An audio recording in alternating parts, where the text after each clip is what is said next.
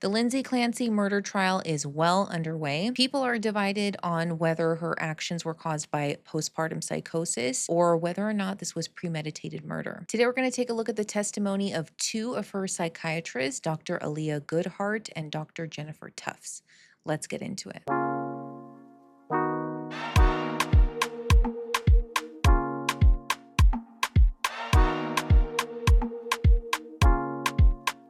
If you or someone you know is suffering from any type of perinatal mood anxiety disorders, including postpartum depression and postpartum psychosis, take a look at some resource links below. If you haven't been following this case, I'm going to do a quick summary to get you caught up.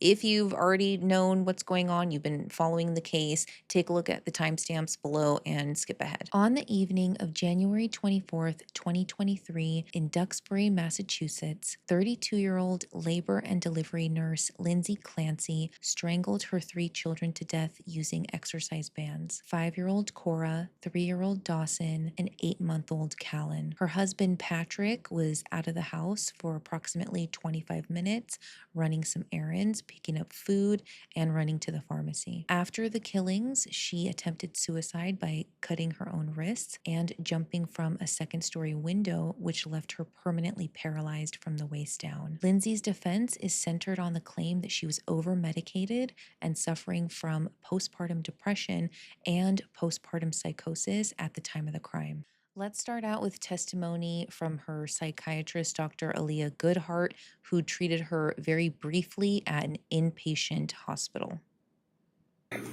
And what is McLean Hospital? It's a freestanding psychiatric hospital that is part of the Mass General Brigham system.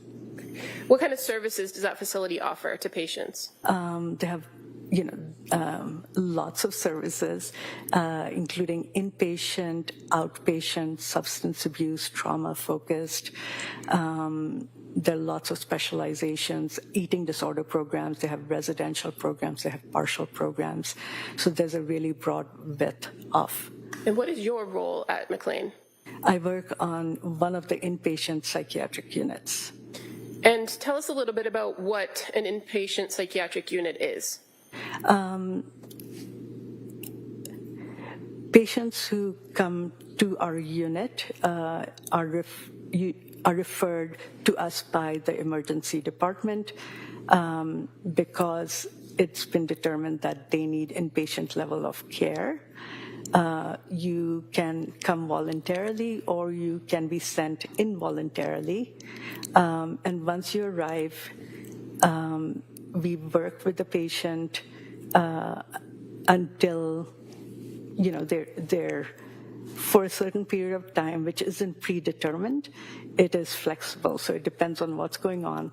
And So this is basically anytime you're having or someone is having a mental health breakdown where they're a threat to themselves or a threat to someone else, this is where you would go.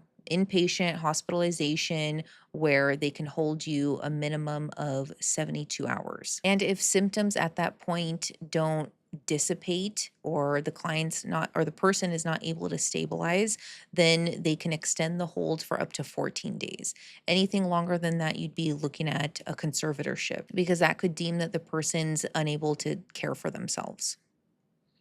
And you're on an inpatient unit, it's not just that you're seeing the psychiatrist, you're working as a team. So there are nurses, there are mental health workers, there are social workers. And the way it works at McLean is that every day you have a meeting where people discuss what's been going on and you share any information that you have. And that kind of guides treatment. It's if I'm on the unit while I see the patient, I'm not there 24/7, but the mental health staff and the nursing staff are there, and they contribute to the assessment of the patient. So in that team approach, when you have mental health workers, nurses, social workers that work with you, there's, fair to say, some combination of that team present all the time. Yes, there are 3 shifts, and each shift has mental health workers, and nurses. And in that team approach, sometimes particular members of that team may have direct contact with the patient, correct? Absolutely. Each shift, each patient is assigned a mental health worker and a nurse. They're offered a check-in, which is basically time to sit and talk about how they're doing and what's going on, and if they're upset or distressed. And so, there is documentation of that, and that happens on a regular basis. And even when members of the particular treatment team don't have direct contact with the patient, they're still there and observing what's going on, right? Correct. And are they trained to do that? Absolutely. And so even if they don't have a conversation with somebody that's documented, they're still observing to be able to report back if there's any concerns that they observe during any given shift. Is that fair to say? Yes. Okay. Now, you mentioned that the inpatient unit at McLean, that they come from the ER departments of the surrounding hospitals? Yes. So you can't just walk in? Not at McLean. For the inpatient, in any... Right, correct. Okay. And so oftentimes when a patient comes from the emergency department or is referred over there, how do they get there? They have to be sent on a Section 12 most of the time. Well, then it doesn't make sense. So they're usually sent on a Section 12, especially if they're going to be sent in an ambulance. And then when they arrive at McLean, they are seen at the CEC, which is the Clinical Evaluation Center. If I could just stop for you for one second. Can you tell us what a Section 12 is? A Section 12 is basically a doctor or social worker or psychologist states that you are being referred to a hospital for admission because you have a mental health condition.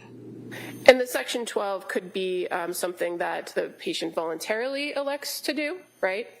That's a... No. If you're at a hospital and you're making threatening statements to yourself or about someone else, then no, it's mandated. So if someone is saying I'm going to hurt myself, or I want to die, or I want to take myself out, what have you, then no, at that point it is mandated for their safety.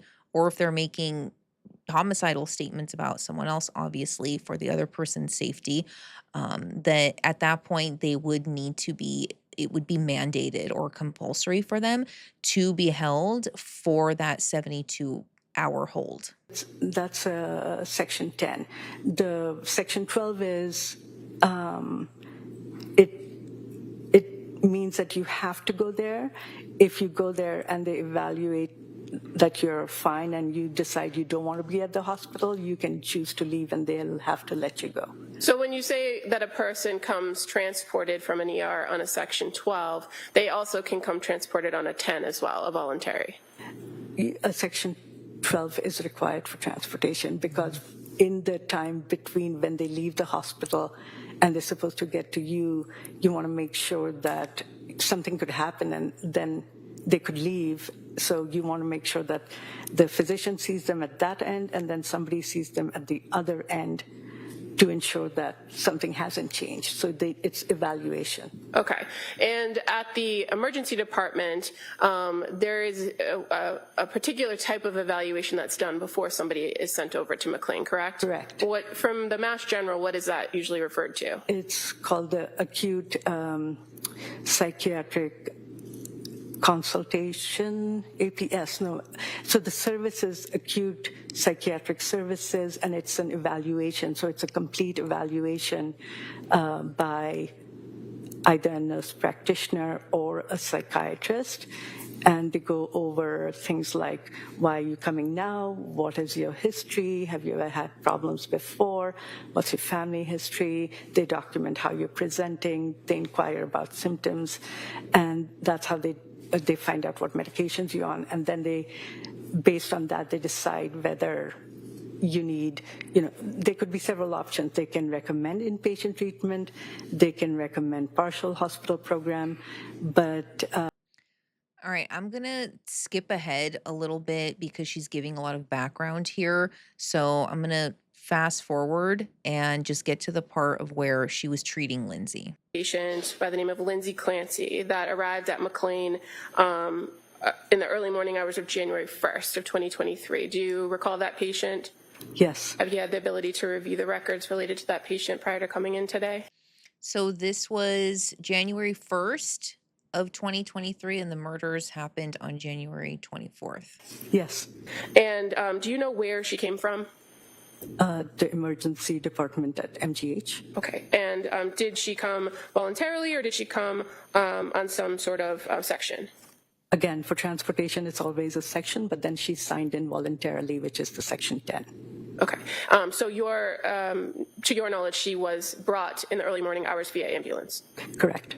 And did she go through that process of the clinical evaluation center in the early morning hours, approximately 4 a.m. on the 1st? Yes. And who saw her there?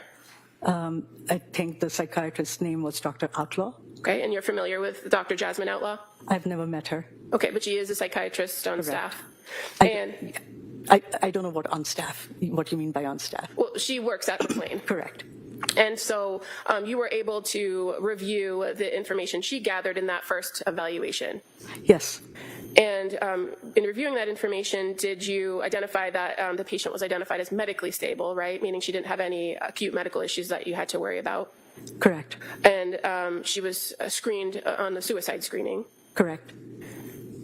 What was the chief complaint of the patient when she arrived at McLean? She was unhappy. She was finding it hard to sleep if she didn't take medications. Okay. And do you recall reviewing in the records that it was noted that she reported that she felt numb? Yes. And that she was having some issues managing medication? I don't know what you mean by that. Well, that she had some complaints about side effects or symptoms of medication? Yes. Now, when the psychiatrist and the clinical evaluation center gather the information, fair to say that it's primarily based on what's reported to the doctor by the patient? Yes. At McLean, do you have access to a patient's full psychiatric history or all of their records from other places?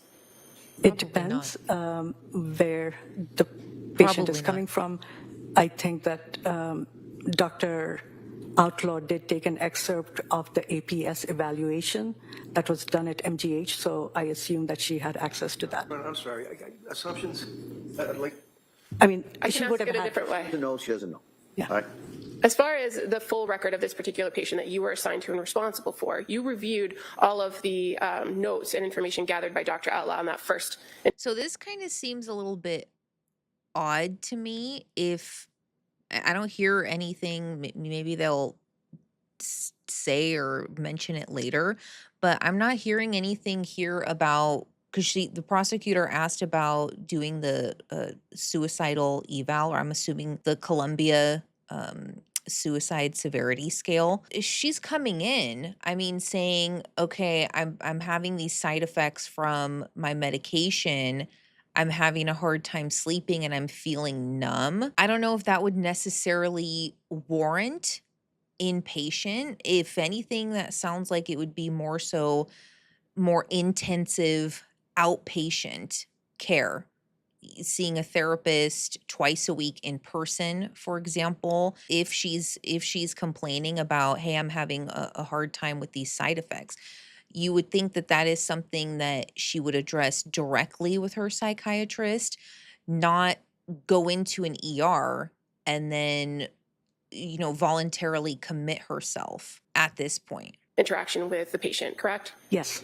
And you indicated a little while ago in your testimony that McLean is affiliated with the Brigham Hospital and Mass General. So is it fair to say that those records from Mass General are available to you at McLean? Yes. And again, you indicated that that APS evaluation is something that's done at the emergency room, right? Yes. And is it common that that information come along with the patient? I don't know. No, good. Just if you could answer that. You don't know? I don't know. Okay, all right, next question. In this instance, when you reviewed the records, were you aware or did you see that there was some note to the APS evaluation from the Mass General ER? I saw the excerpt of the APS evaluation in Dr. Outlaw's note. Okay. And that excerpt from the APS evaluation was conducted by somebody by the name of Dr. Hogan, correct? Correct. And did you review a portion of the record indicating that the patient said to Dr. Hogan or reported thoughts of wishing to be dead but no plan?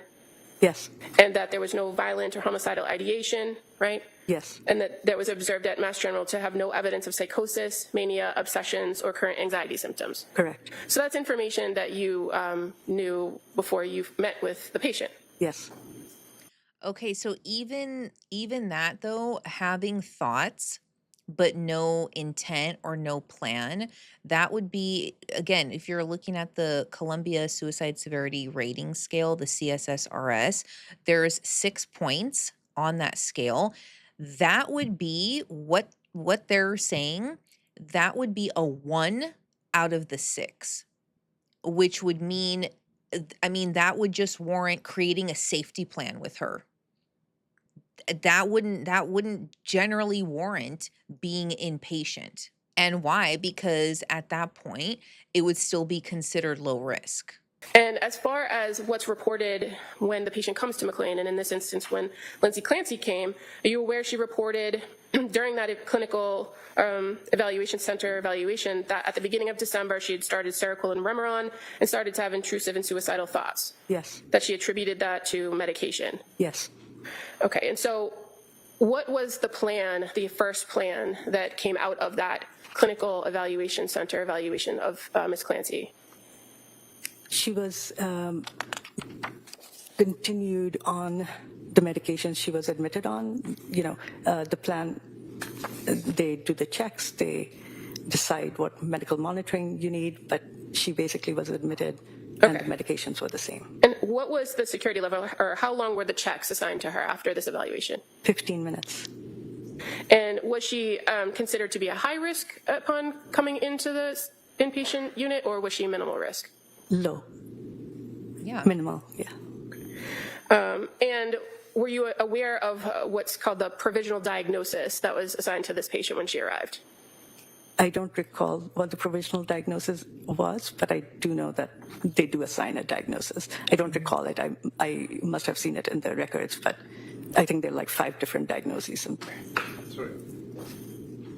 Just referring to what's already been marked as Exhibit 79, I'm going to draw your attention to page 24. Thank you. Right. Okay, I think I remember. Yes. Okay, does that refresh your memory as to the provisional diagnosis? Yes. Well, what was it? Major depressive disorder, severe, without psychotic features. Now, what does the provisional diagnosis mean to you when you're assigned a patient? Okay, so just a quick rundown of what major depressive is. The criteria for that is over a 2-week span. There's 9 points or 9 markers. One of those is suicidal ideation, but you need to meet criteria of 5 out of those 9 to qualify for major depressive. And she's indicating that it was severe, so it was very intense symptoms without psychotic features. And I'm assuming because the specifier that she doesn't mention is if it's single episode, which would mean only for the 2-week period, or if it was recurrent, which basically would mean that 2 weeks has been repeating or recurring. I mean, I would assume best guess would be that yes, it was recurring. That this is the assessment of the psychiatrist who saw her at that time. Do you have to stick with that diagnosis, or are you free to change that based on your experiences with the patient? You could change the it. diagnosis I give the patient is dependent on what my interactions are and Yeah, what she observations of the observes. team. Now, for this particular patient, Ms. Clancy, on January 1st, when she got situated onto the unit after that first evaluation by Dr. Outlaw, are you aware that she was then seen later in that day on January 1st? Yes. And were you the doctor who saw her, or was there somebody else? It was a different psychiatrist. Okay, and who was the psychiatrist that saw her on January 1st? It was Dr. Madwa. And that would be Dr. Elizabeth Madva. Correct. Again, is she a psychiatrist as well? Yes. And so this occurred while you were not in the hospital, right? Yes. And were you able to review the notes, the admission notes of Dr. Madva regarding her interactions with this patient on January 1st at approximately 12:47 p.m.? Yes. And again, as far as these interactions go with the patient and the psychiatrist, it's more of a conversation, right? I'm sorry, could you repeat the question? Yeah, it's a conversation when you meet with the patient. Yes. You ask them how they're feeling, get information that you think is necessary. Is that fair to say? It's a conversation, and also you gather information. Okay. And so do you rely on things that were reported before? Yes. Okay. But you also ask follow-up questions, right? Correct. And as far as your review of Dr. Madva's interaction with Ms. Clancy on January 1st, is it clear to you that she did that? Yes. You reviewed her history with her and spoke with her about how she was feeling? Yes. At the time she spoke with Dr. Madva, you're aware she said that she denied feeling depressed and denied any passive death wishes or suicidal thoughts, but reports feeling numb. Yes. She reports she can't feel any emotion other than mild anxiety at now being in a hospital setting. Yes. Okay. She's coming in because she did that suicide screening at the ER, and then she's transported voluntarily to this psychiatric hospital. And that is true after being hospitalized. But I mean, this is all occurring within several hours, because the prosecutor is saying this is still on January 1st. So my thing is, that's a really quick turnaround for a patient, a client, to report ideation, no intent, to, oh no, I don't have ideation at all, especially when this psychiatrist is saying that thus far, there was no change to her medication. So with this third psychiatrist now, Lindsay was reporting that she was just feeling numb. But I mean, again, at that point, this is low risk. She would be discharged. I mean, there should be like how to treat this or address it. I mean, most likely what they would do is create a safety plan with Lindsay, and if they really wanted to, they could get a release to contact her current psychiatrist at this time and let her know that she was hospitalized, let the psychiatrist know that she was hospitalized, and, consulting in terms of if they're planning to change anything, right? Just to like coordinate care.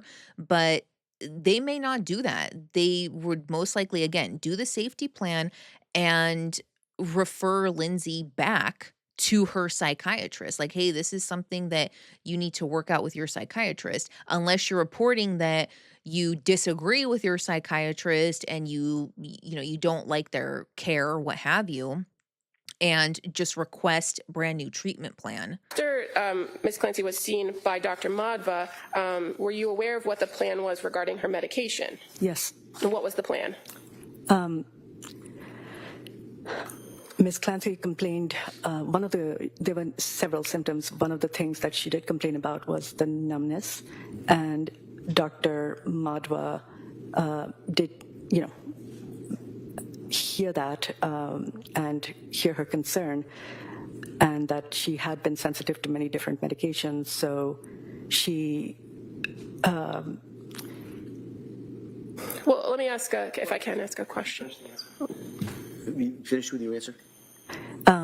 So she determined that it was possible that the numbness the patient was complaining of was a side effect of the medication she was on, and the plan was to taper that medication and observe the patient to see whether the numbness went away, and also if any other symptoms became evident. So the medications, you were aware of the medications that Ms. Clancy came into McLean on, right? Yes. And what medications were those? Seroquel at 100 milligrams a day,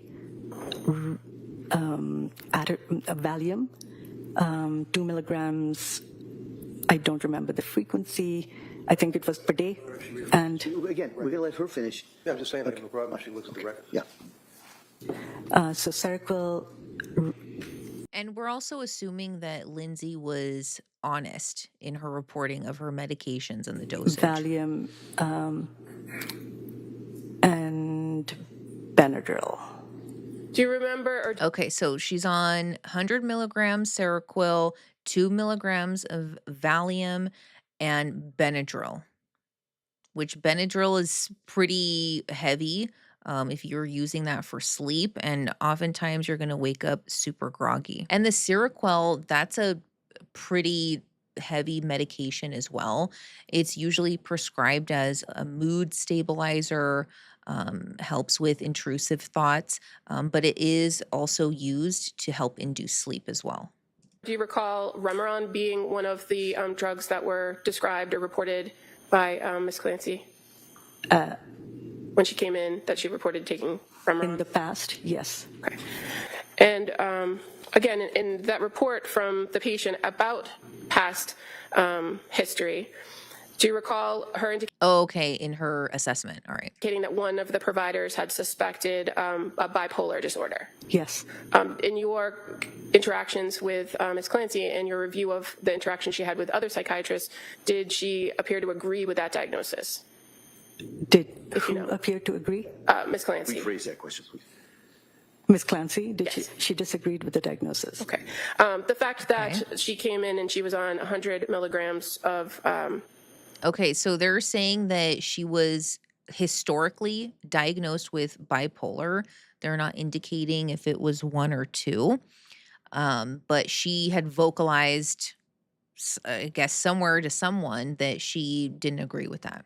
Seroquel or more. Would that have been something that was significant to you in considering a bipolar diagnosis? Seroquel is used for several purposes. It is not just used for bipolar illness. Okay. And Ms. Clancy also reported Could be schizophrenia coming to too. McLean issues Like Seroquel can also be used to help with schizophrenia. with insomnia, correct? Yes. Is Seroquel sometimes used in low doses to address insomnia? Yes. Now, as far as the plan from January 1st, you indicated that Dr. Madhva recommended reducing the Seroquel and then monitoring symptoms, correct? Yes. Okay.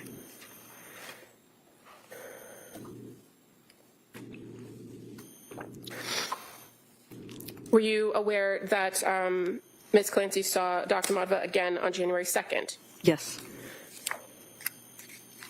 And again, that was prior to your first point of contact with her. Yes. Okay, so she's in the hospital for 2 days at this point, and Dr. Goodheart hasn't seen her yet. All right. As far as what you know from reviewing the record, you're aware that that Ms. Clancy reported that she slept well on lesser dose of Seroquel. Yes. Did she report any delusions, hallucinations, or suicidal or homicidal ideation? No. Okay. And as far as after the check-in with Dr. Madhva on the 2nd, was the plan to continue to decrease the Seroquel? Dr. Madhva was going to continue her on 75 milligrams, and then the next day she would have gone down to 50 milligrams. Okay, so like the plan was then to titrate her down. I'm wondering, given her Lindsay's profession as a nurse, if she chose the route of inpatient was just because she wanted a change in medication, but she wanted someone to monitor her at all times because she was unstable. But then again, that's kind of contradictory in terms of her claiming now twice after her initial confirmation of like, yes, I have passive suicidal ideation. And then she's saying 2 times after that, like, no, I don't. And on these first few days that Lindsay Clancy was at McLean Hospital from January 1st until you actually saw her on January 3rd, you're aware that in addition to seeing Dr. Outlaw at the intake and Dr. Madhva on 2 occasions on the 1st and the 2nd, that There were also notes in the record for you to review from nurses who interacted with her on January 1st at 5:20 a.m., right? Yes. From nurse January 1st at 6:28 a.m. Yes. A nurse interacting with her on January 1st at 10:34 a.m. Yes. And that she actually participated in a group activity with a social worker at 12:03 p.m. on the 1st. Yes. And that a nurse interacted with her and made notes at 2:07 p.m. on the 1st. Yes. And that she saw a mental health worker at 9:33 p.m. on the 1st. Yes. And in relation to January 2nd, a nurse made note of interaction with her on 9:46 on the 2nd, right? I remember there were interactions. I don't remember the exact time. But fair to say on the 2nd, she interacted with nurses and Dr. Madhva. Yes. Based on your review. Now, going to January 3rd, that was the first face-to-face contact you had with the patient, correct? Yes. Prior to meeting with her, had you reviewed all of these notes and all of the information up to that date? Yes. And did you go through, a report of history with her? Yes. Were you able to make an assessment of her mental status during that interaction with her? Yes. And what were your observations of her mental status? I can remember certain elements, but I don't remember. She was dressed in, she was appropriately dressed. Her speech was of normal rate and volume. Behaviorally, she was polite and cooperative. Her mood, I don't remember exactly. It's a quote, so I don't remember exactly what she quoted her mood as being. It would be in the medical record. Yeah, one moment. That's crazy recall, having to recall that over 3 years ago. I'm sure she reviewed her notes. But I'm just going to approach, if that's okay. Yeah. And just so the records are Exhibit 79? Yes. All right, so those records, you'll have those with you. Okay. So I have both pages 61 through 66. So I think that's your note. If you can just take a look at that and let me know.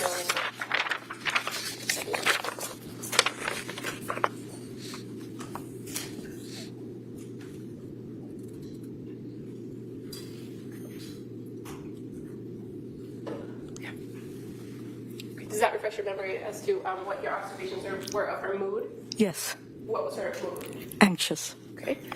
And did you observe signs of anxiety, or did she tell you that she felt anxious? She appeared anxious. And her affect, did you observe it to be congruent to her mood? Yes. And you examined her and found her to have linear thinking and appear goal-directed, right? Yes. Okay. And as far as addressing kind of why she was there and what your recommendations were, ultimately, what were you trying to address or accomplish in the treatment plan with Ms. Clancy?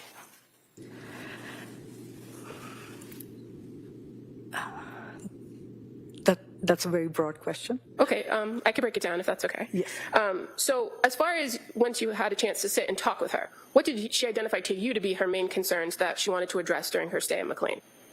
She did not want to be dependent on an antipsychotic medication, which is what Seroquel's class is, even though it's used for insomnia and other indications, depression. She didn't want to be dependent on Seroquel to be able to fall asleep. Okay, and so fair to say she was very concerned about one. according to the psychiatrist, Lindsay was looking to get off the Seroquel, but she's coming in with, again, according to this intake at this psych hospital, Valium, Seroquel, and Benadryl. So, I mean, we don't know yet. We'll see. But was the goal of, okay, taking her off the Seroquel, titrating her down, and then what? Like, what would be a replacement to that? Or was she okay continuing on with just the Valium and the Benadryl? Wanting to sleep at night. Yes. And she was very concerned about her symptomology, or what she was experiencing by way of symptoms from various medications, right? Yes. And that concept, or the phrase numbness, did she use that a few times? Yes. And again, you mentioned Dr. Madhva was concerned about the numbness with the medication. In your experience with Seroquel, is that also a common side effect for people to feel numb? It can be one of the side effects that people can have. Okay. And as far as the suicidal statements that you were aware of from the prior reports, did you go through that with her about whether she presented to you with suicidal ideation? Can you ask me that again? Sure. Did you talk to her about her thoughts of suicide? Yes. And did you talk to her about whether she had any specific plan? Yes. Did she have any plan? No. Had she reported that she had ever had a plan for suicide? No. And did she tell you there were reasons why she thought she wouldn't commit suicide? Yes. And what were those reasons? Her children and her family, her mother. Okay.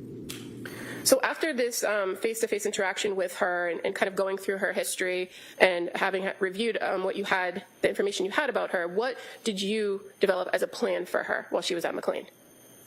I continued with the plan to taper her off Seroquel and to monitor whether her symptoms improved, but also to see if she could sleep while she was off of Seroquel.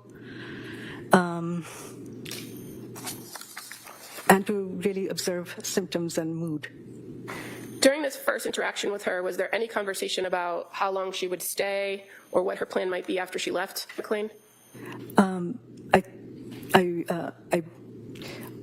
When we met the first time, Lindsay said that she had her daughter's birthday coming up on the weekend, and that it had been planned months ahead of that date, and she was hoping that she could be there that weekend, so she could be with the kids and family who was going to come for the birthday party. Now, the concept of kind of tapering her off the Seroquel and monitoring her symptoms, did that seem like a realistic goal to you? Yes. And now, after having spoken to her and developing this plan, were you also cognizant or thinking about the potential for a bipolar disorder Yes. diagnosis? And so how did that affect how you approached this plan to taper? Again, we were observing for any symptoms that would indicate that she might have bipolar disorder. And where she had reported that she had issues with sleep, was that also something of concern to you if there was the potential for a bipolar disorder? Yes. And reduction of medication, what was the concern for the sleep? I think people's mental health is negatively affected if they cannot sleep, whether it's bipolar disorder or depression, and so sleep is important.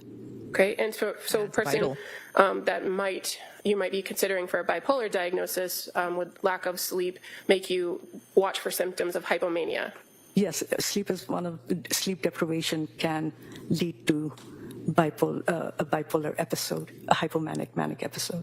So you wanted to monitor her patterns in her sleep and her mood to see if there was any evidence of that, correct? Yes. Okay, so what they're talking about here, the prosecutor is mentioning hypomania.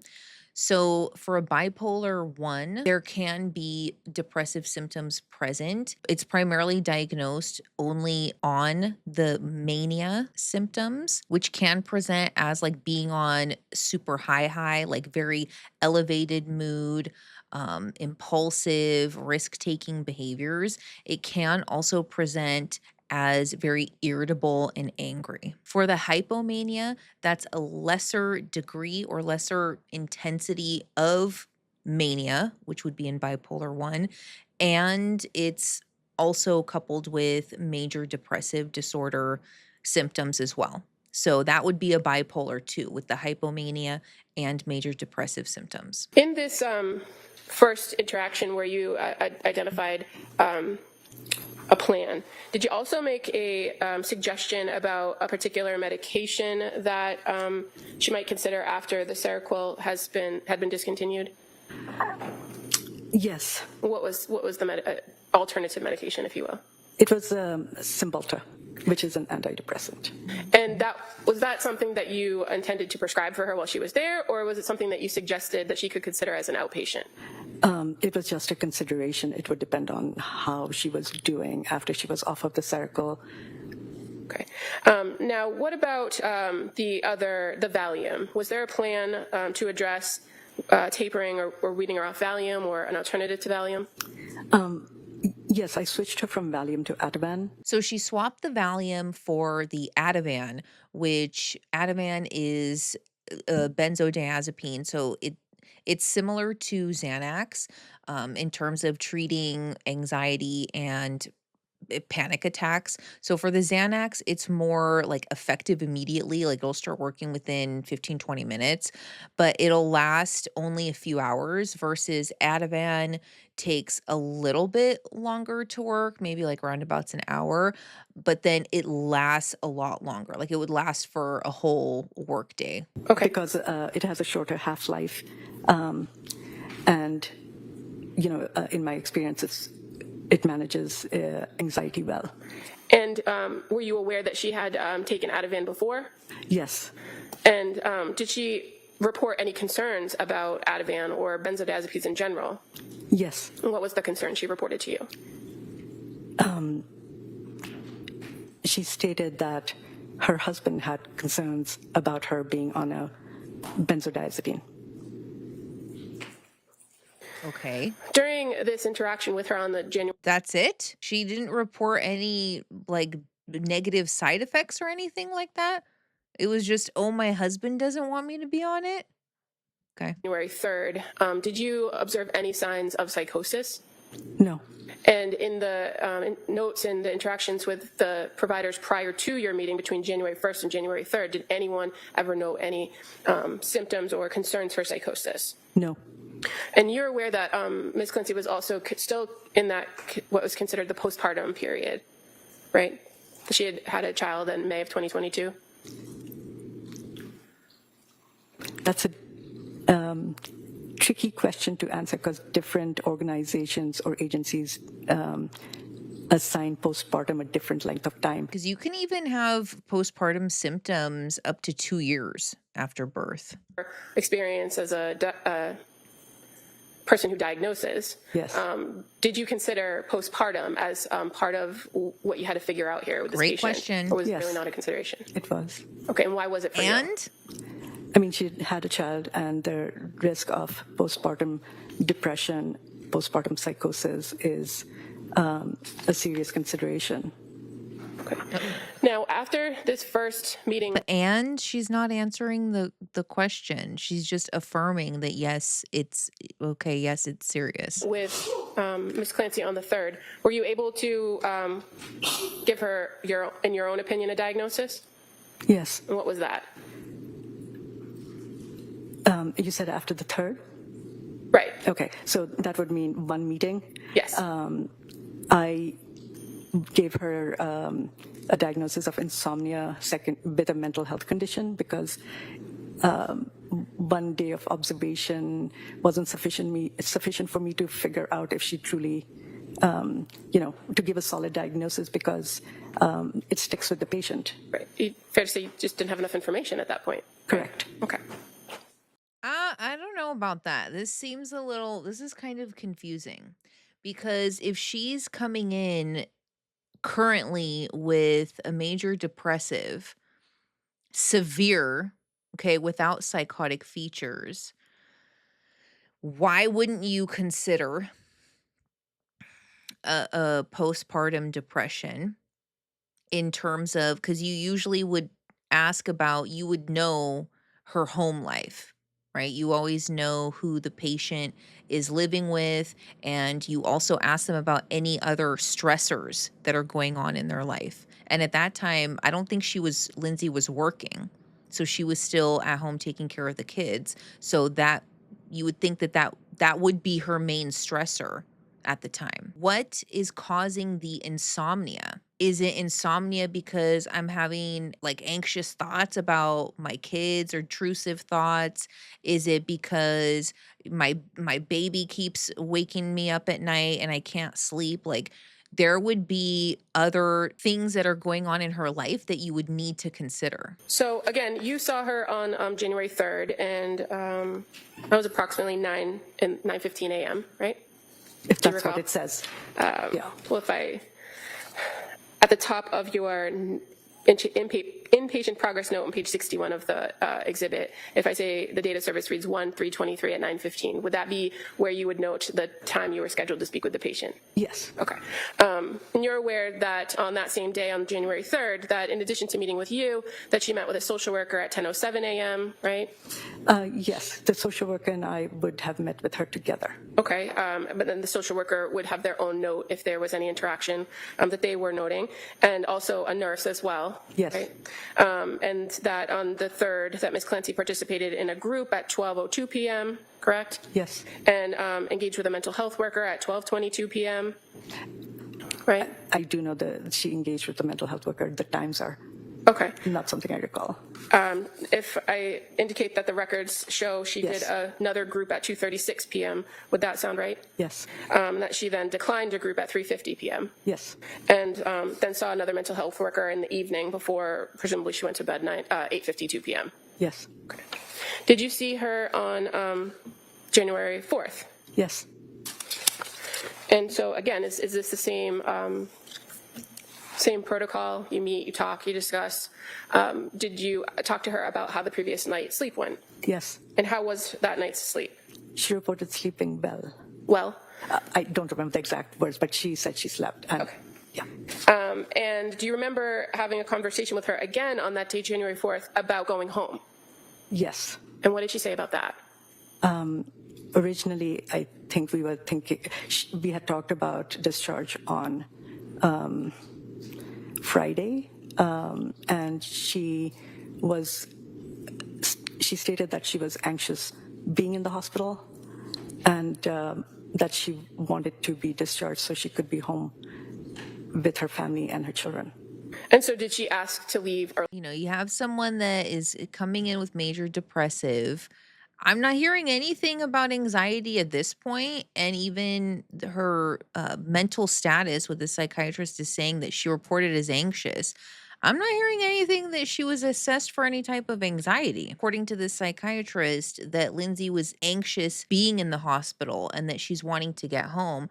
Well, mind you, this is all voluntary. This is not compulsory. I don't think that she really met criteria to be inpatient. Inpatient is for those that have intensive, like immediate emergency needs. Like they are a threat to themselves and others. You have to think of how hospitals are. There's a minimal number of beds, and there's so many people that need care. I mean, again, as I said, she reported, okay, according to this hospitalization, her initial suicide rating, her suicide scale that they did on January 1st was suicidal thoughts with no intent or no plan.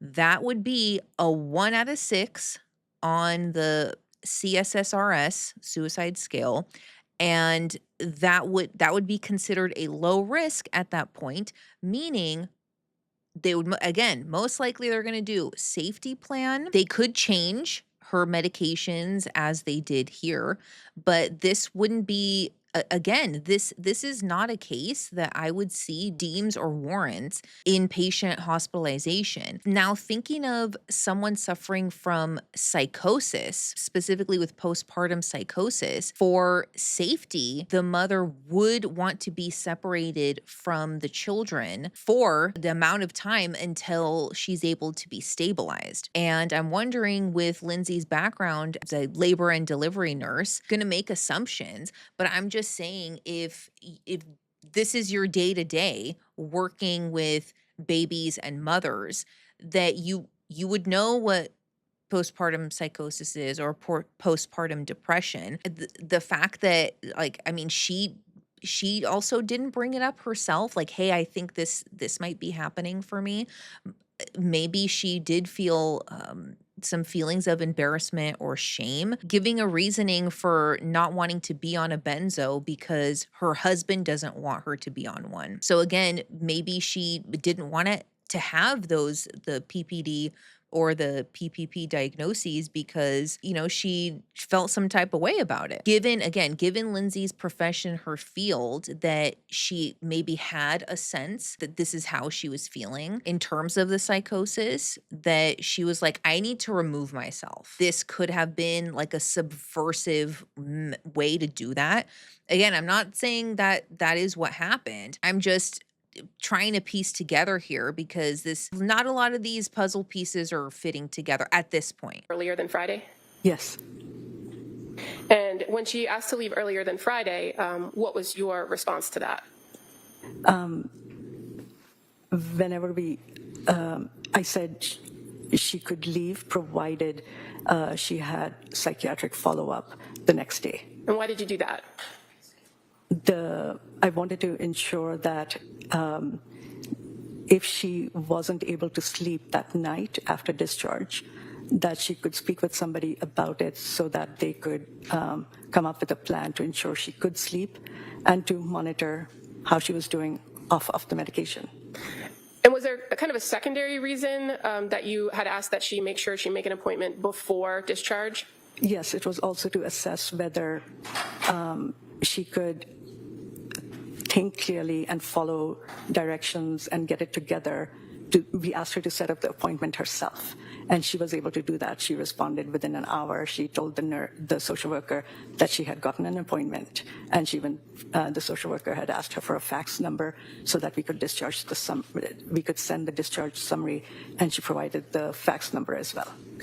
And now on this day that you had met her on January 4th,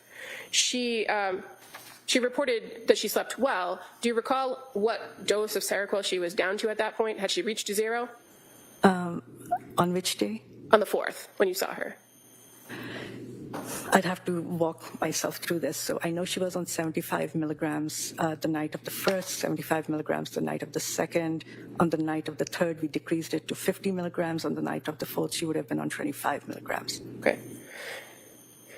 And fair to say that on the 4th, your plan was to continue to taper her so that she would be at 0 for Seroquel, take no Seroquel on Thursday night, right? Correct.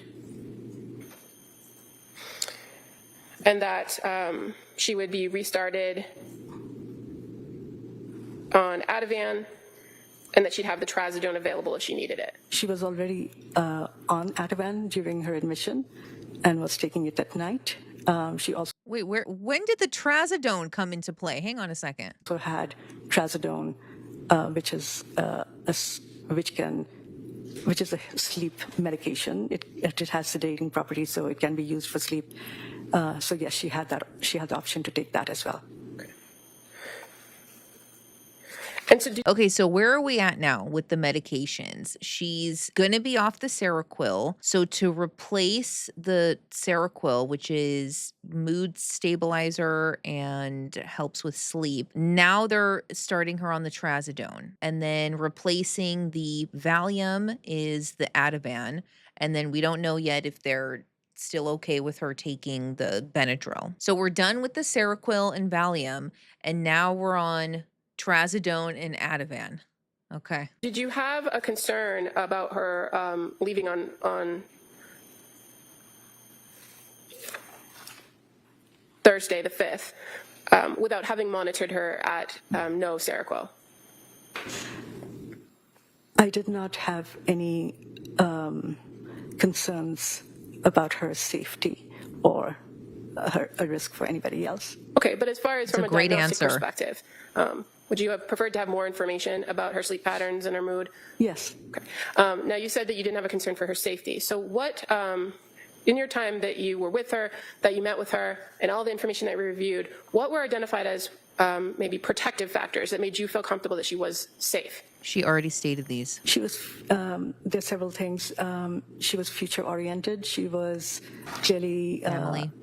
Invested in her children. She was a caring mother, just like a caring mother.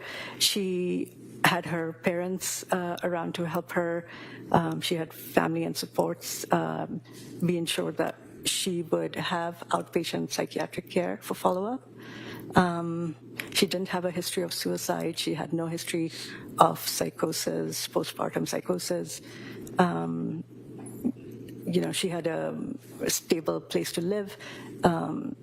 So The statement that she made to you that she wouldn't have completed the act of suicide because of her kids or her mom, was that something that you considered? absolutely. And the fact that during the time from admission on January 1st to the time she was discharged on January 5th, that she didn't make statements supporting suicidal ideation, was that a factor that you considered? Yes. Right? Yes. And at no time during the time she was at McLean did she ever indicate that she had ever reported or had thoughts of harming anyone else, did she? She had never stated that she had any thoughts of harming anybody else. And ultimately, at the end of that conversation Why was that so hard to answer? with her, or the hour later, she was able to secure that appointment that you asked her to on her own. Correct. And so knowing that now the discharge has moved up a day, what was your plan for medication for her upon discharge? She would have continued on the Ativan to help her sleep at night. That was a short-term plan. Once she was feeling better or was able to sleep or her mood came back to baseline, she could taper off of it. She had trazodone to use as needed.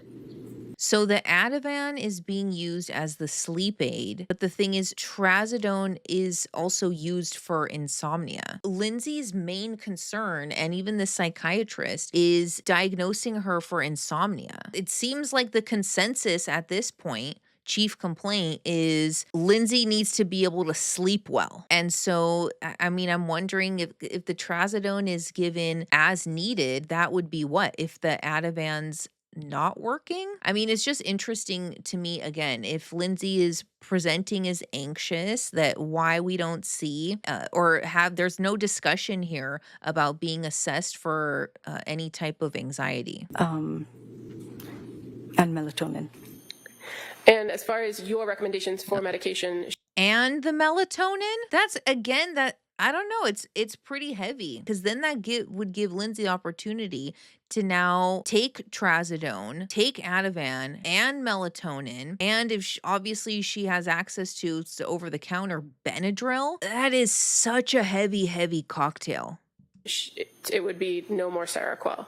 And I'm not saying that is what this psychiatrist was intending with this prescription, but it's like if you're prescribing this medication, that obviously allows the patient, the person, to take those medications off label or off prescription. I guess let me ask that question a different way. Yes. You didn't give her a new prescription for a different dosage of Seroquel, did you? No. And did you advise her to take Seroquel when she was home if she felt that she needed it?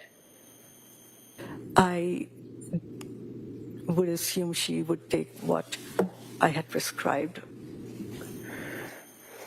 Wait, what? She's still on the Seroquel? Just to back up one Hang on a second. second. As part of this treatment team plan for patients at McLean Hospital, is it fair to say that either you or other members of the team, either a mental health worker, a social worker, or a nurse, sometimes reach out to collaterals in order to try to gather information and assess a patient? Yes. And in this instance, are you aware that somebody reached out to Patrick Clancy to speak with him about his wife and her care?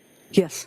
And were you aware that he reported that she hadn't ever had suicidal thoughts?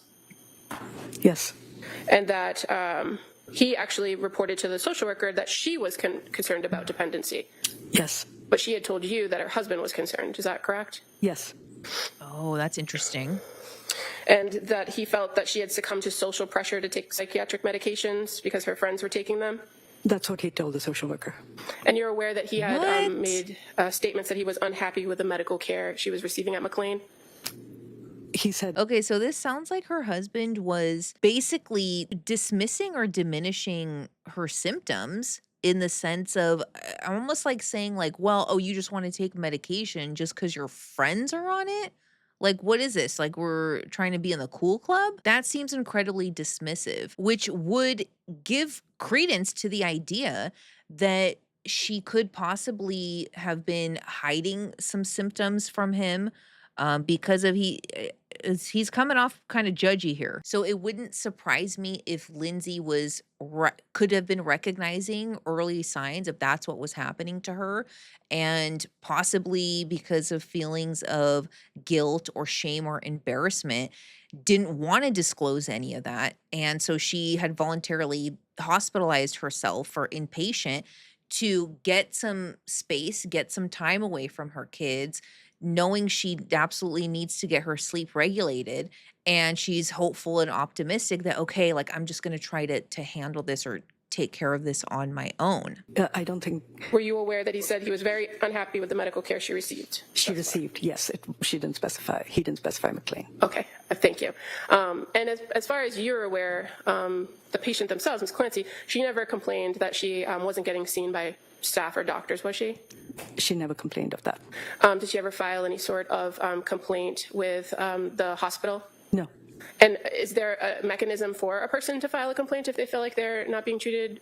Absolutely. And is that information posted all over the units? It is posted on the unit and the forms are available.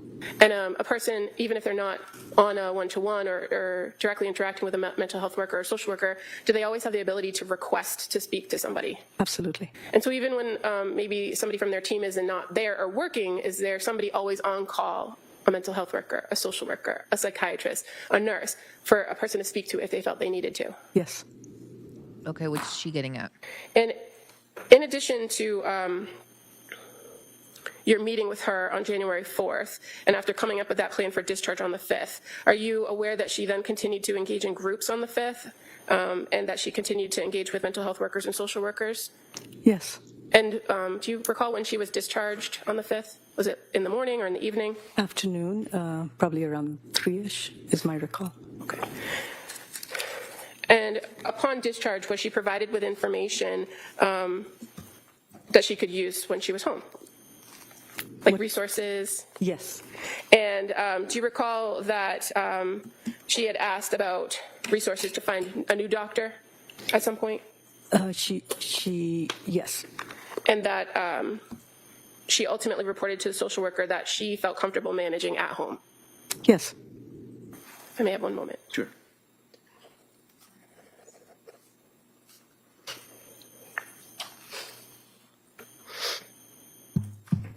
So upon discharge, what did you actually prescribe her?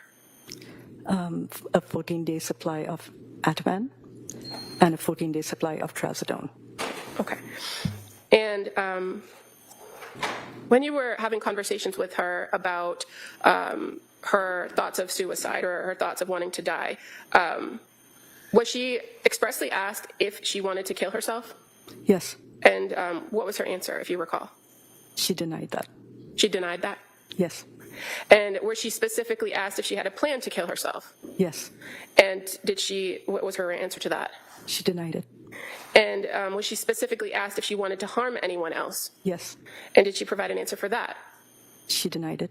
And those are standard questions you would ask at every interaction with her, correct? Yes. And prior to discharge, she would also be asked those questions again, correct? Yes. Because if her answers changed at any point, it would have changed your plan, right? Right. Yes.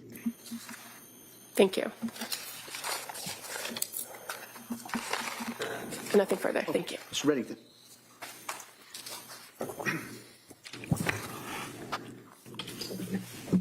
Just like to start off just by asking, District Attorney asked you about resources that were provided to her. What were the resources? We had discussed going on Psychology Today, where I'm sorry? she was look aware for a of the therapist. website Psychology Today. The website. Yes, she was given the name of a case manager through her insurance who she could contact for assistance in finding new providers. So other than telling her about the website for Psychology Today and talking about her insurance company, and So Psychology Today is a website where you can find any type of mental health care provider. what they would allow for her to reach out for what, other providers? Is that what it was? Yes. Can you restate that? Sure, of course. You referenced her insurance company. Yes.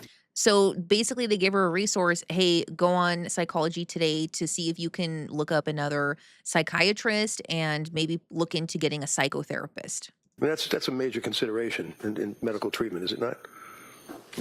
What a person has for insurance? No.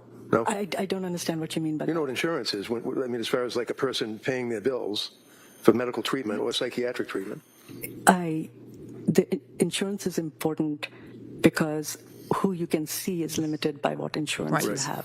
So that's what I was asking as far as the insurance. You referenced that on the resources, when the DA asked you about resources, and I asked you what were the resources, and you said going on the website for Psychology Today, right? Oh, so is he asking, did they look in her network for providers for her? Yes. And that you spoke to her about her insurance, right? We gave her the name of a case manager who she could contact and her telephone number Okay. in case she wanted to find other providers. They would be able to look at their database and figure out what providers would be within the distance she was comfortable with, whether they were male or female, if she had a preference, and if she had any preference about any specialization. Okay. And in reference to the insurance, what is the insurance? You answered the question about insurance. I'm just asking, what is the involvement of insurance in that offer of resources? I don't. So, okay, so we don't know if the caseworker works for the psych hospital or if the caseworker works for her actual insurance. So I don't know what he's trying to say here. Like, was there a gap in terms of they should have provided her like a list of referrals for other psychiatrists or a list of referrals for psychotherapists that are available in her insurance network? Don't understand your question. All right, maybe I didn't understand your answer. That's why I apologize. You had indicated that in addition to telling her to go on the website for Yes. Psychology Today, that you spoke about her insurance and other providers that would be permitted, I guess, under her insurance.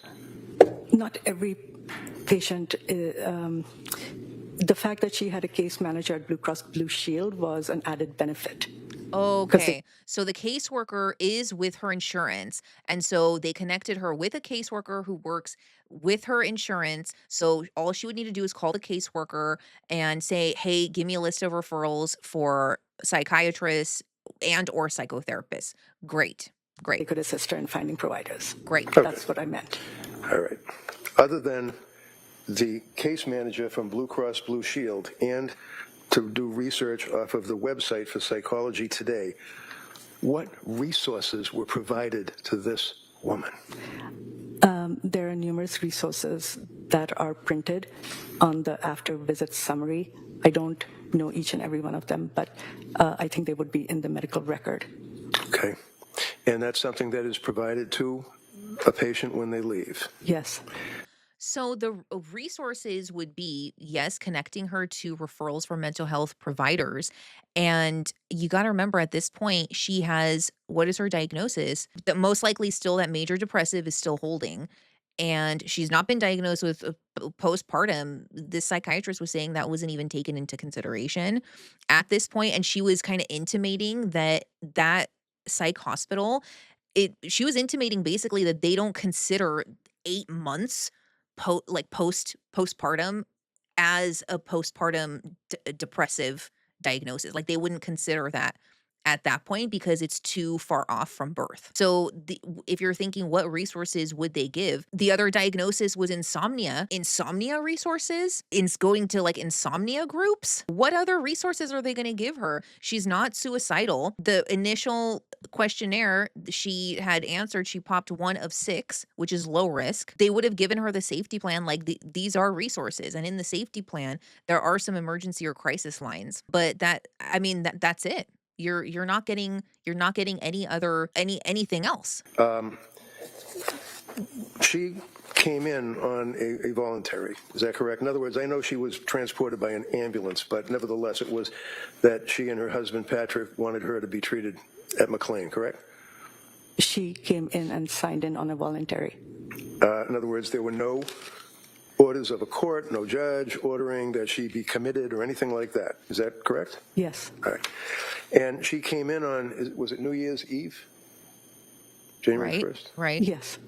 And do you remember what time she came in? I think she arrived at the CEC around 4. Now, would you agree that on New Year's Eve in McLean Hospital, that ward is pretty much running on a skeleton crew? I can't speak to something I'm not there. No, obviously you're not there, but what about other people? Was skeleton crew New Year's Eve? But what's You would have to ask somebody point? who was there. Well, you've worked there for what, 7 years? 5. 5 years. And what is the ward that she was on? AB1 South. 81 South? A as in apple, B as in boy, 1 South. South. What's he trying to say here? That there was barely anyone on staff? So what? She ended up staying there for 5 days and she's stable. That's why she was able to even be discharged. And in fact, if anything, you would think that given that it's New Year's Eve, and I mean, you have someone coming in scaling on the suicide rating scale at a 1 out of 6. Give me what is the reason to be inpatient hospitalized, especially on it's New Year's Eve? And I'm sure you have an influx of cases during the holidays.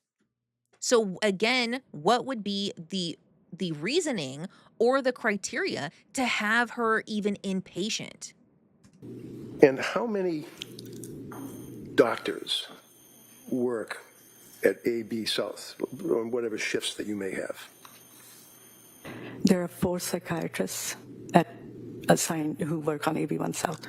Now, sorry, go ahead. Yes, that's it. And does that include you? Yes. And approximately how many nurses work on AB South? I wouldn't know, but I know that there is a nurse assigned to each team and that there are 4 teams. Sometimes, yeah, in general. 4 teams on AB South, right? Yes. Okay. And when you say a team, that consists of what? A psychiatrist, a nurse perhaps, or what? A psychiatrist, a nurse, a social worker, and an assigned mental health worker. We've already gone over this. And what are the shifts that this team would work? There are 3 shifts. Okay. And would that be like, 7 to 11, or 11 to 4, that type of thing? I think there's 7-hour shifts or 8-hour shifts. I don't know the exact times. All right. And are you assigned a shift, or do you just go whenever you want? What? We are not assigned shifts. And when she What do you mean was you go whenever when you she want? was presented to the hospital, she went through that initial evaluation that you told us about, the CEC. Is that correct? I'm sorry. CEC, maybe you were talking about the Yeah, CEC? can you repeat the question? Sure.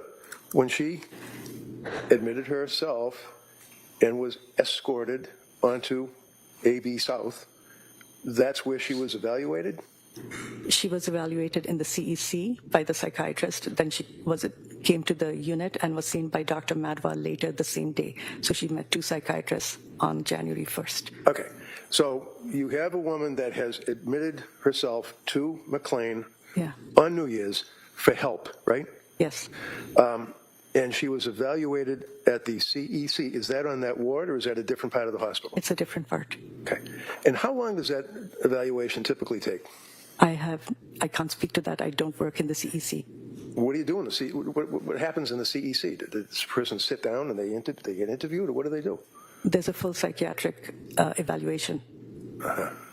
And a full psychiatric evaluation consists of what?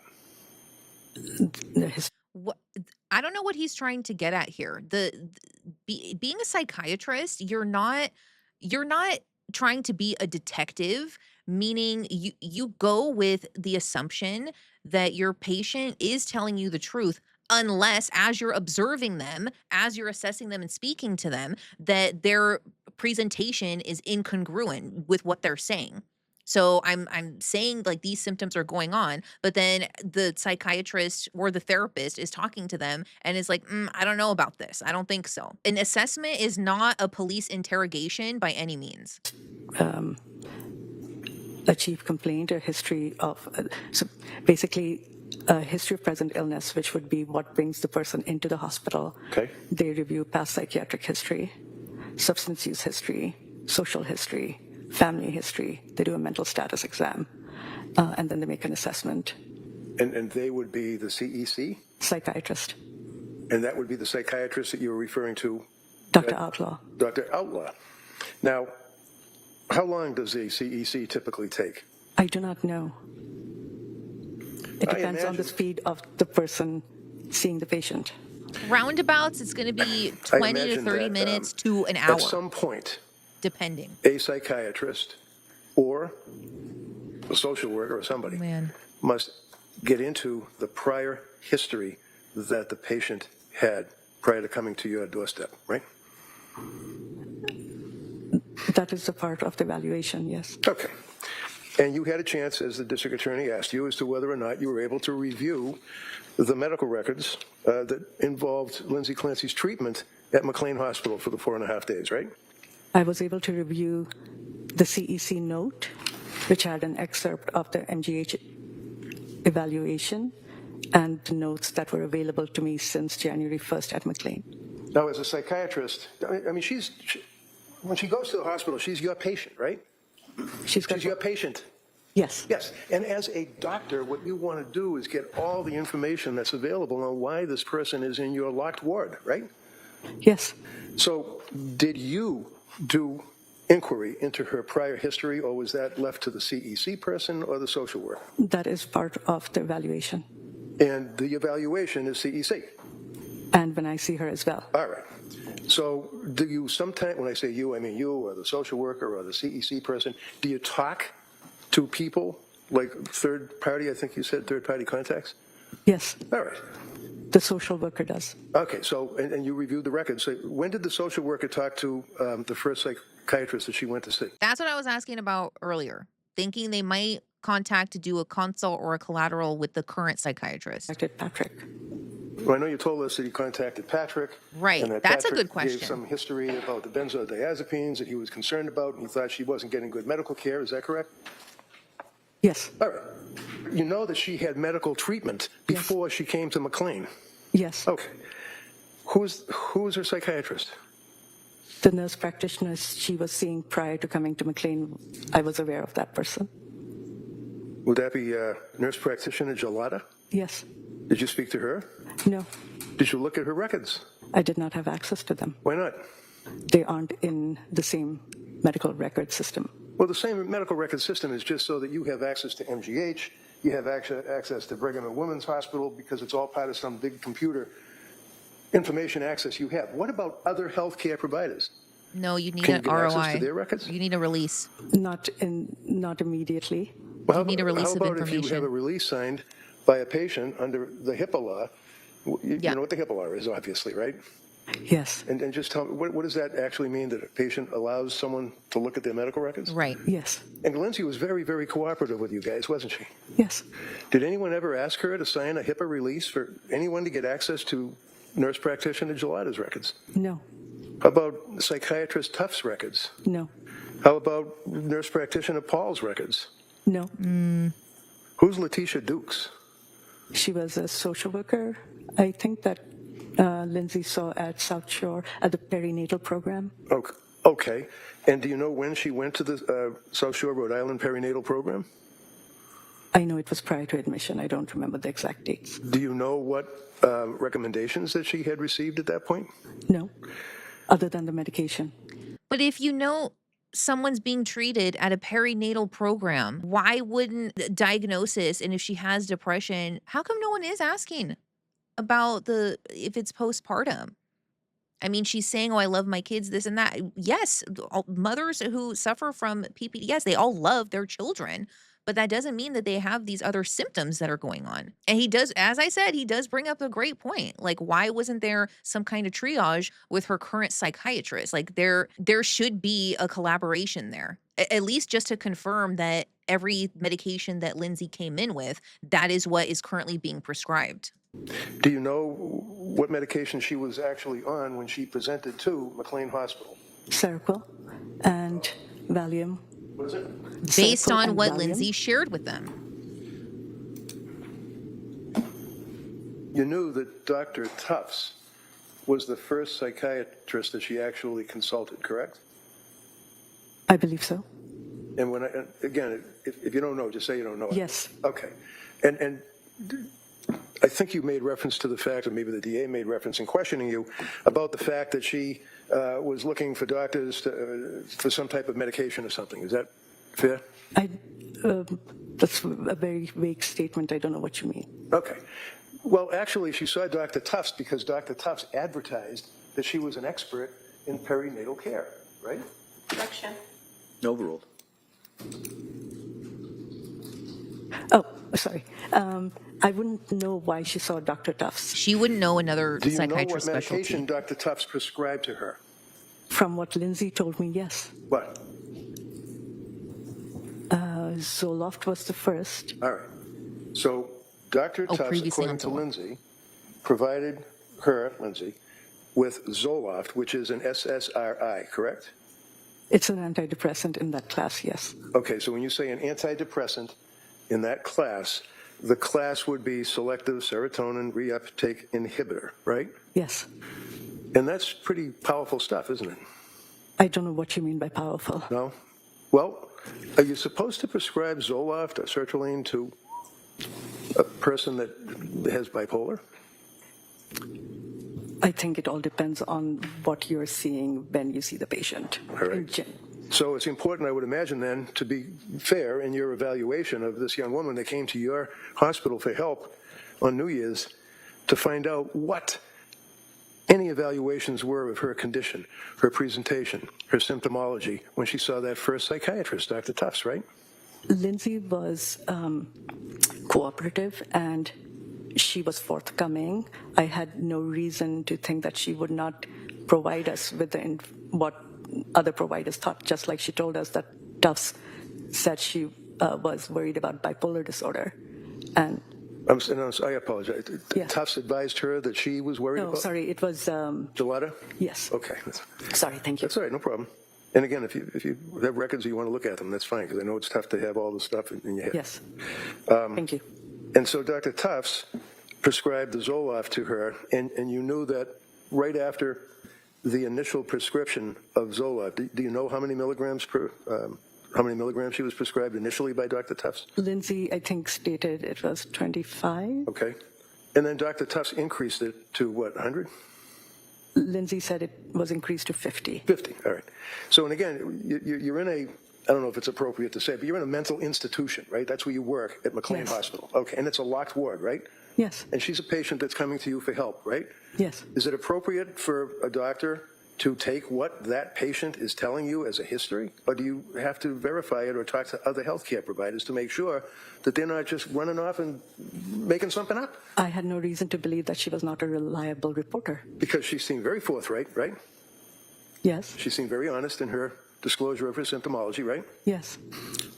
One of the things, or one of the tools that you in the mental health field have access to is psychiatric testing, right? Yes. Okay. You have, for example, one tool, and I think psychologists, and there are psychologists that are on staff, I would imagine, at McLean as well. No, not on that unit. As a psychiatrist, you don't administer psychiatric or psychological testing, do you? No. All right. But for example, you've got the Beck inventory test, or what's called the MMPI test. You're familiar with those, right? These are forms and forms that the patient can fill out. Right. And one of the tests is the MMPI, which is Minnesota Multiphasic Personality Inventory Test, right?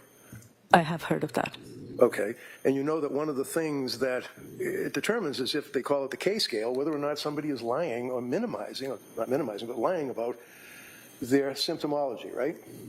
I don't know much about the scale. Well, that's a tool that can give someone information as to the person's presentation of their symptomology. You're not going to do a psychological test again to try to determine how if the patient is telling the truth or not. You know how many patients there are running through any given hospital in the US? Like, come on now. That would be important as to their honesty of whether or not they're trying to minimize or whether or not they're trying to falsely project their symptomology, right? I don't know what you're asking me. Okay.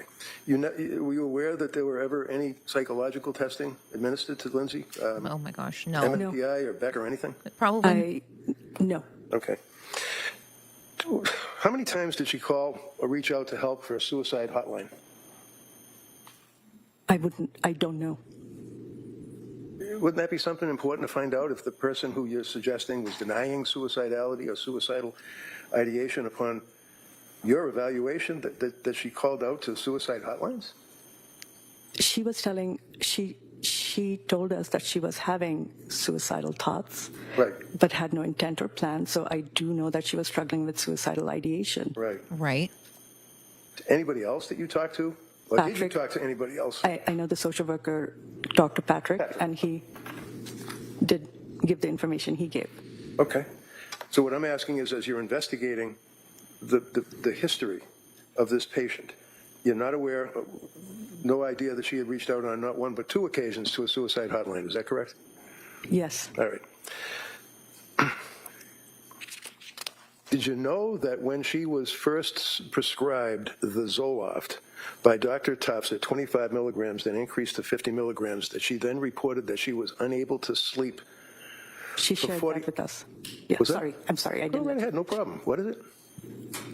I'm going to let you finish the question. Okay, thank you. No big deal. It's just that she reported that she went for 48 hours without sleep. Wow. I don't remember that time quoted. I know she had difficulty sleeping.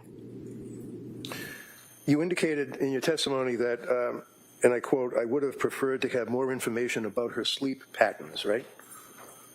Do you remember saying that? Following the changes in the medications that we were making. So sleep pattern would But when was the Zoloft? He's not saying when the Zoloft was prescribed and if she was currently still on it or if she had discontinued that prescription. be just what it says, sleep pattern. Like you sleep from 9 at night till 7 in the morning or Yes. 12 at night, whatever your pattern would be, right? Yes, And why is a sleep pattern important for you as a psychiatrist trying to evaluate your patient? because difficulty sleeping is a symptom of several different conditions, and it can worsen several different conditions. And you know that she had reported severe anxiety, right? She was struggling with anxiety, yes. Struggling with anxiety, and she was having not just insomnia, but she had very, very severe insomnia, didn't she? She wasn't able to sleep. And you would prefer to have more information about sleep patterns, is what you said. I'm not putting words in your mouth. That's what you said.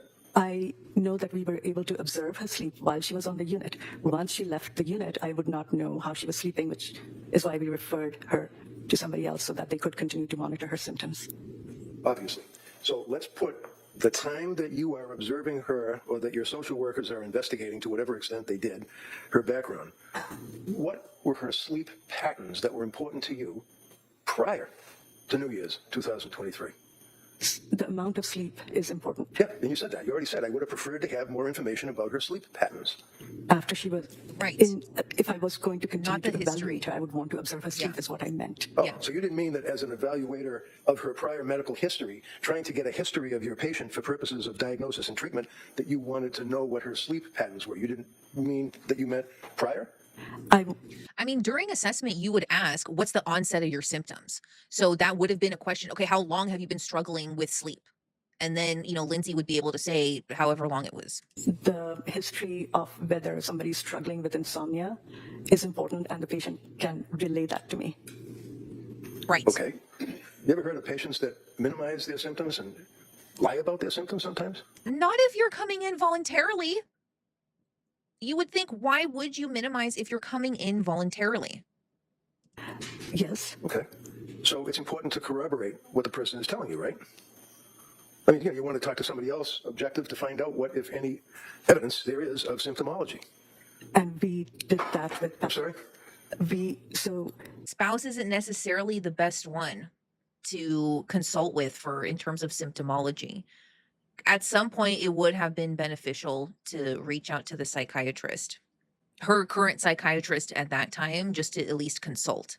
when a patient presents and they're talking to us, it is not just about what they are saying. It's about their body language, their eye contact. You can get a sense of whether a person is being honest or whether they're lying. And we are not, we're providers. The patient is there to get help. They're going to tell us what is bothering them and what they're concerned about. If anything, they may exaggerate their symptoms more so than minimize. That's why they're in the hospital. This woman was in a locked ward. She couldn't walk off your unit, could she? That is what a psychiatric unit is. Right. And she was very sick, wasn't she? I I don't know what you mean by very sick. don't Really? think so. Not You indicated based that on you would at assume that that she time. would take what I prescribed. Do you do that with all of your patients? Assume that when they have mental disease or a defect that they would do what they're told? If they are cooperative, If they're coming in and wanting help, then yes, that would indicate that they're motivated to get better. and they have been cooperative and reliable, yes. One of the things that's referenced would be she stated that she had intrusive thoughts. Remember that? Yes. What were the intrusive thoughts? From what's stated in the medical record, thoughts of suicide. Okay. And how often would she have the intrusive thoughts? I don't recall if the frequency. Would you agree with me that in addition to anxiety and in addition to inability to sleep, that she was in what was self-described as a brain fog, right? She complained of feeling. Yeah, you can complain of feeling foggy. She also complained about that she felt as if she was a zombie, right? She did not use those words. Anybody else use that word describing her in your investigation? No. Did Patrick? Wait a minute. This is what I mean. Psychiatrists are medical or mental health professionals are not detectives. This is not an investigation. Tell you that he was concerned about the medications that she had been prescribed over the past 2 or 3 months? Yes, And you knew what the medications were that she was prescribed, correct? she told us. She told you, okay. And she told you that she was prescribed, in addition to the SSRI Zoloft that was increased from 25 to 100, that she was then told... I was aware that... I'm sorry, 50. Correct. She was then told to stop taking the Zoloft by Dr. Tufts, right? She reported not being able to sleep, and they agreed that she would not take the Zoloft. Okay, so the answer is yes. She was told to stop taking the Zoloft by Dr. Tufts, right? I think you would have to ask Dr. Tufts that. Well, I will. But I'm asking you, as investigating her... I know that she stopped taking the Zoloft, Well, and so- that she saw Dr. Tufts, so I assume that they would have come to that agreement. All right, so as you're evaluating this patient, you're assuming that she voluntarily stopped taking the Zoloft? If that's what she's saying, then Because yes. she wasn't able to sleep, and she discussed it with Dr. Tufts. She did. You knew that. She told us she did. Okay. How many patients have you treated, how many women have you treated that were suffering from postpartum psychosis?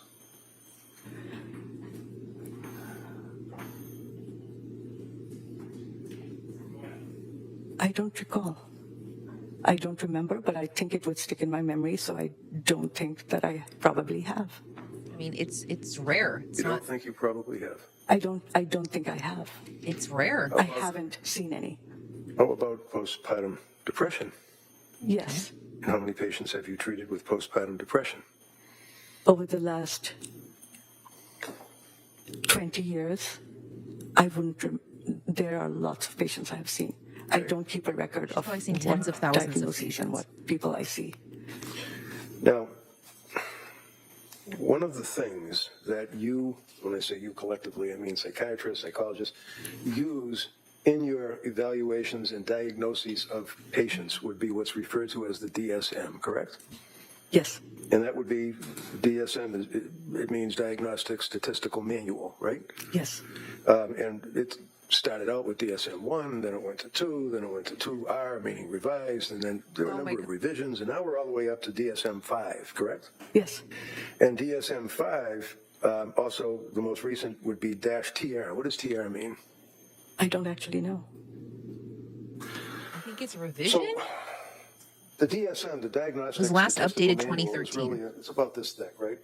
If you have a regular sized book. I just have a little one, but, I think so. okay. Do you rely on it? Do you use in your evaluation of patients the Diagnostic Statistical Manual?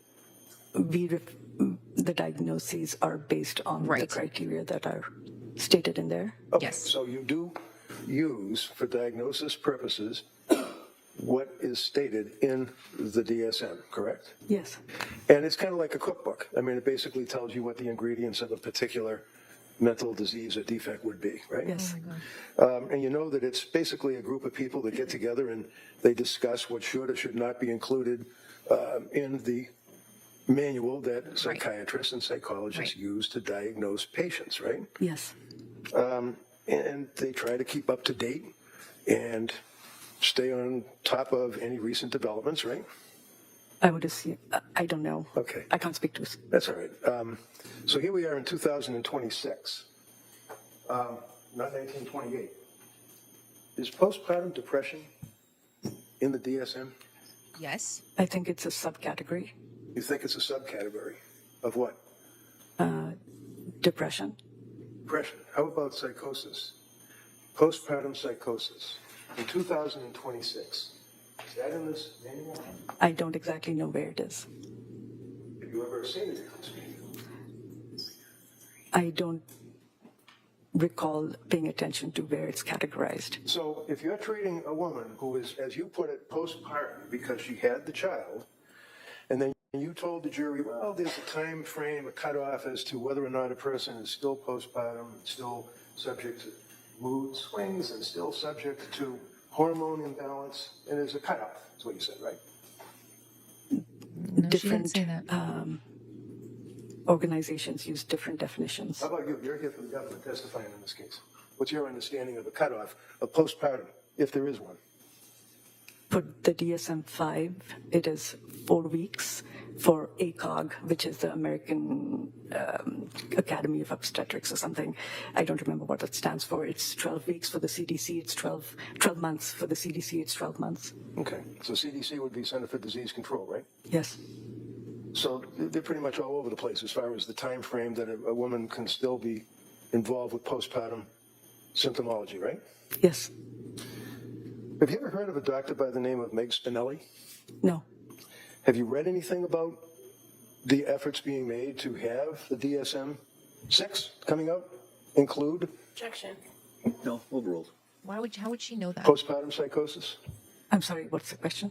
Have you read or are you aware of efforts being made? So the psychiatrist is accurate in terms of it's not postpartum is not a standalone diagnosis in the DSM. As of now, it still falls under major depressive, and the specifier would be with peripartum onset. And around it could, so that means that depressive symptoms can occur during pregnancy and then up to 4 weeks after.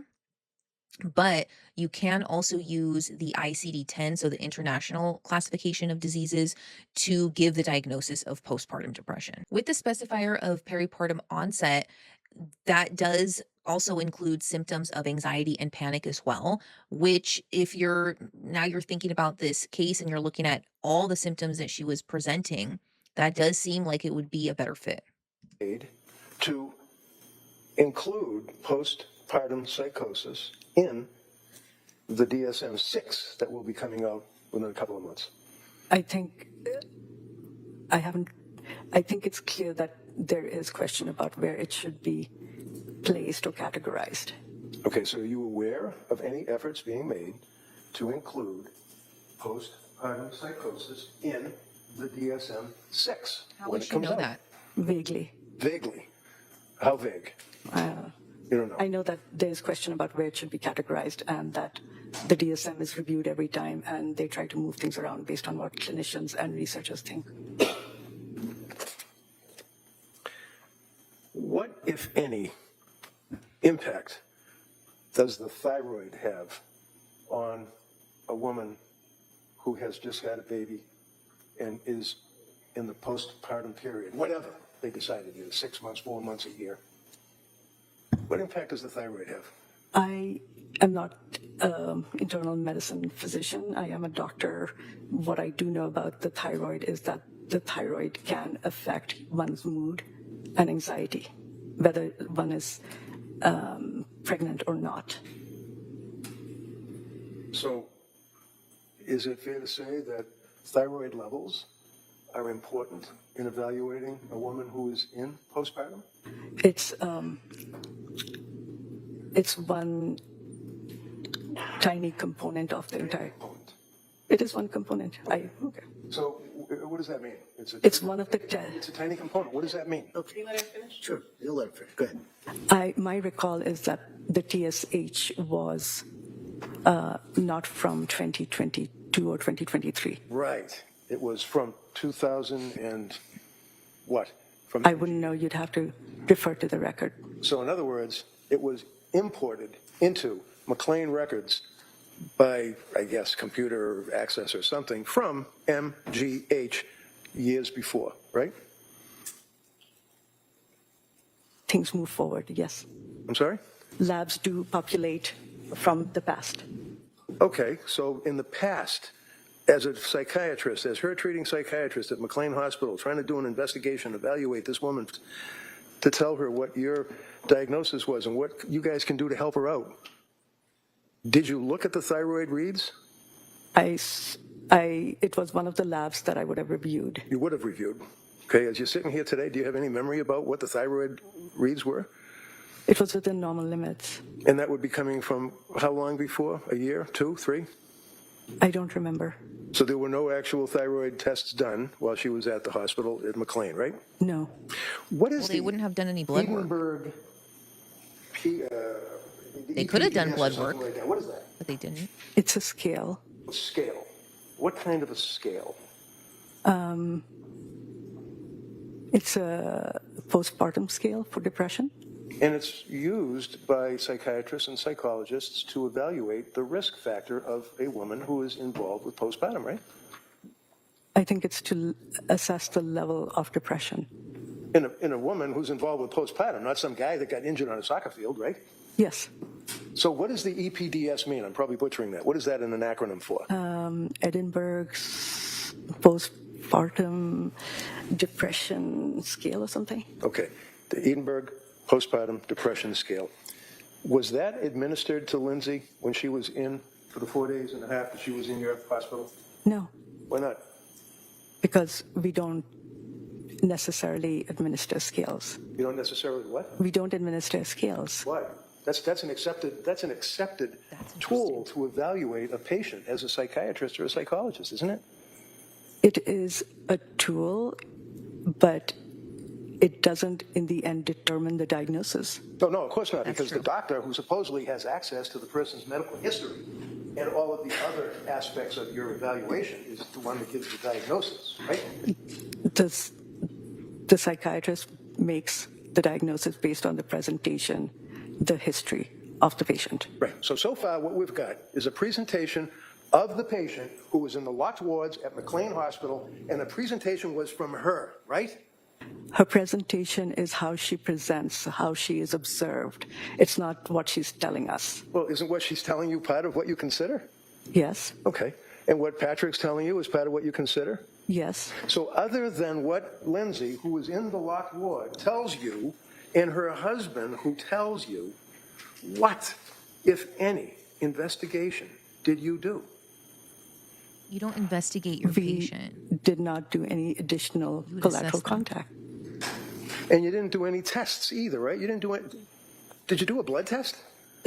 Psychiatry as a field is not dependent on blood tests. If it was that Well- simple, That is true, but a lot of times psychiatrists do request blood work from the client just to check different levels.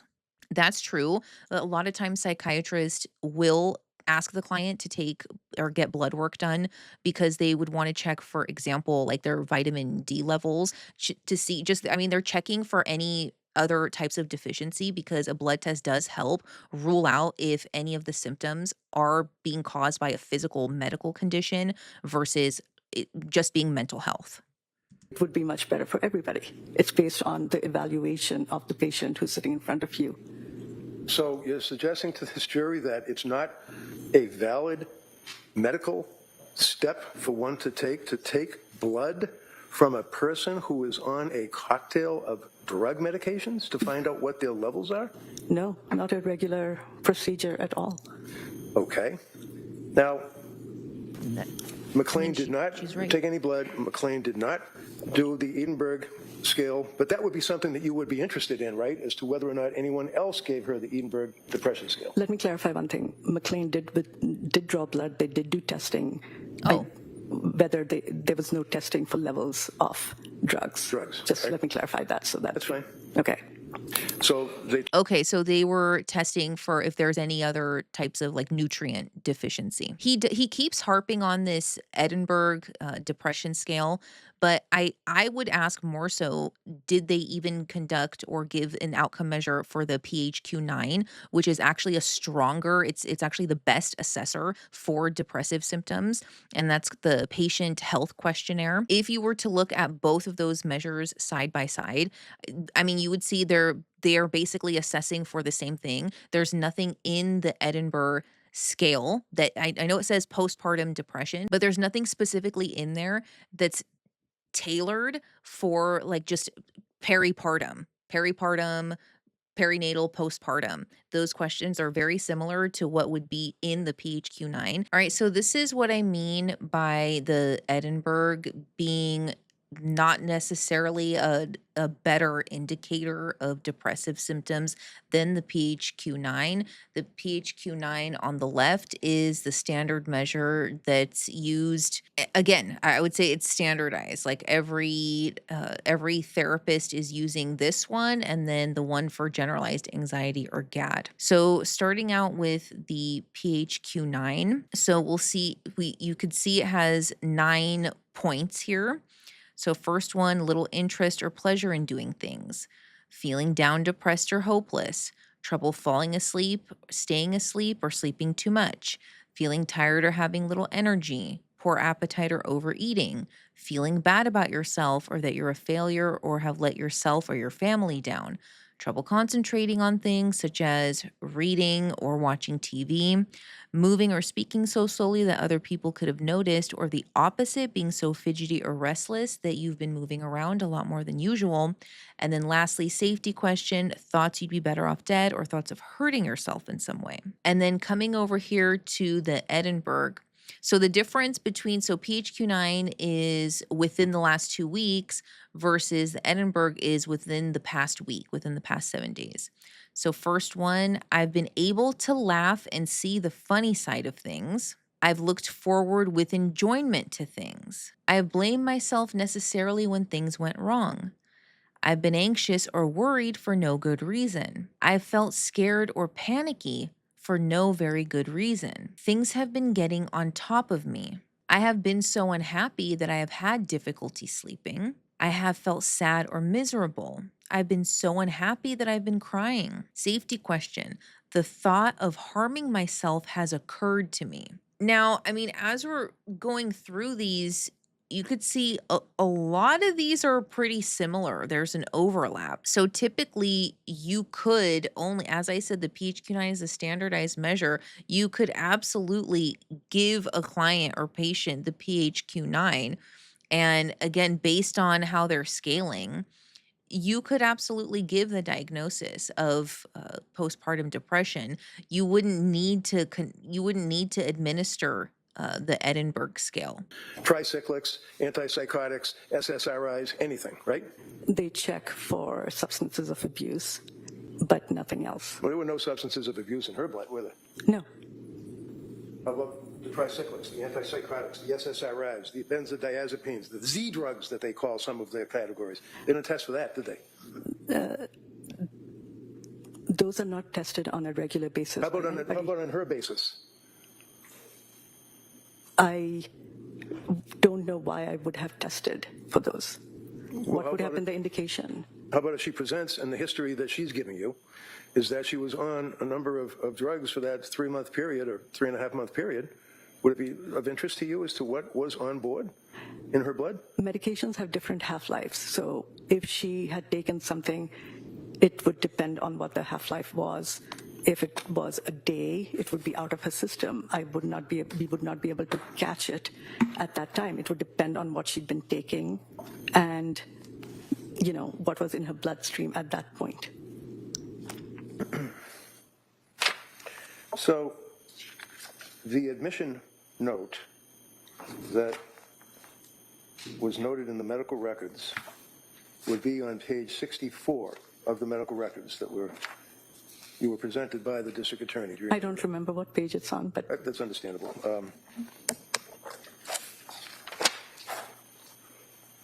Okay. thank you. Sure, no problem. Can you tell me what I'm looking at? Exhibit 79, page 63. And that would be the record from McLean Hospital, is that right? Yes. Okay. Can you tell me what this means when it says clinical summary?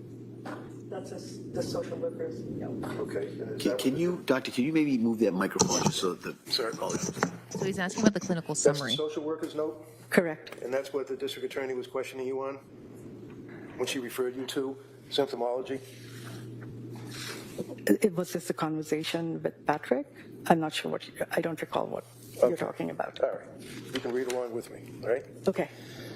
Clinical summary says the case was discussed in rounds, and would that be like on Grey's Anatomy, you have rounds and they see patients in the rooms and that type of No. thing? No. What does it mean when it says in rounds? It's when we meet in the morning, the social worker, the psychiatrist, the nurse, and the charge nurse, the utilization reviewer. Okay. So that's why it says on page 63, discussed in rounds, SW and PIC met with Lindsay as part of the intake interview, right? Yes. Okay. Presenting problem, then it says HX, that's history, right? Mm-hmm. And psychosocial HX history was discussed, correct? Yes. At that point, she stated that she was hoping to be home by next weekend for her daughter's birthday, right? Mm-hmm. And that then she relates her history as far as having a third baby on May 26th. That would be Callan, right? Yes. The youngest baby. And she then told you all that 12 weeks after she delivered, the baby wasn't taking the bottle. It was around the time that she was supposed to go back to work. Husband also went back to work, and she was experiencing a lot of, and then someone puts in quotes, situational anxiety. Is that correct? That's what it states. All right. So as a result, is that coming from her, or that word situational anxiety, was that her words because it's in quotes, or was that you guys put that in there? I didn't write that note. Okay. But you factored that in your investigation, right? I read it. Okay. And as a result of this, she subsequently saw a psychiatrist that prescribed her Zoloft, right? Yes. And that would be Dr. Tufts, right? Yes. And 1 week after prescribing that, it says after 1 week of taking it, that she developed insomnia, correct? Yes. Okay. All right, everyone, that's all I have for you today for half of day 9 of the Lindsay Clancy trial. Next video, I'm going to dive into Dr. Jennifer Tufts' testimony, which is the other half of day 9 and a little bit of day 10. If you like this video, please give it a thumbs up, subscribe, and share. Take care. I'll see you on the next one.